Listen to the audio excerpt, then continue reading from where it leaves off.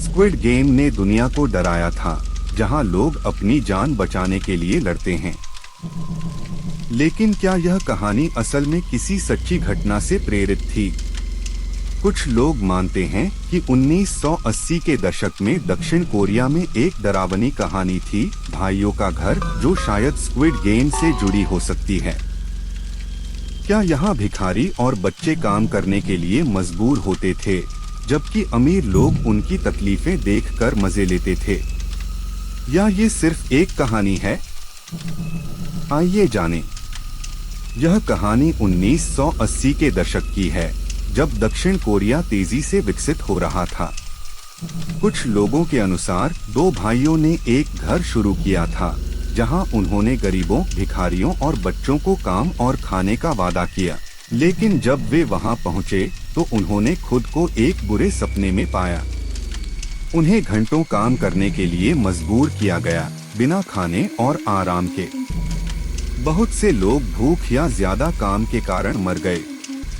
कहा जाता है कि भाइयों ने कोई दया नहीं दिखाई और उन्हें सिर्फ एक सामान की तरह इस्तेमाल किया। सबसे डरावनी बात यह थी कि ये भाई अमीरों को अपनी दर्दनाक कहानी दिखाने के लिए बुलाते थे। ये लोग पैसे देकर मजदूरों की तकलीफें देखने आते थे, जैसे स्क्विड गेम में वीआईपीज़ करते थे। यह सच था या सिर्फ एक कहानी, लेकिन यह दिखाता है कि कैसे ताकतवर लोग कमजोरों की दुखों का मजा लेते हैं। यह सच नहीं कहा जा सकता कि स्क्विड गेम को इस कहानी से प्रेरणा मिली, लेकिन समानताएं बहुत हैं। दोनों में गरीबों का शोषण किया जाता है और अमीर लोग उनकी तकलीफों का मजा लेते हैं। ये दोनों ही समाज में असमानता और मानव स्वभाव के अंधे पहलू को दिखाते हैं। भाइयों के घर की कहानी पूरी तरह से साफ नहीं है। कुछ लोग मानते हैं कि यह असली घटना थी, जब दक्षिण कोरिया में मजदूरी और बच्चों का शोषण आम था।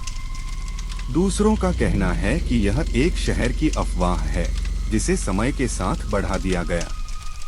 स्क्विड गेम भले ही काल्पनिक हो, लेकिन यह असली दुनिया में शोषण और असमानता के मुद्दों पर सोचने के लिए मजबूर करता है। चाहे भाइयों का घर सच था या नहीं, यह हमें याद दिलाता है कि शक्तिशाली लोग हमेशा कमजोरों की तकलीफों से फायदा उठाते हैं। आप क्या सोचते हैं? क्या यह कहानी स्क्विड गेम से जुड़ी हो सकती है? हमें कमेंट्स में बताएं।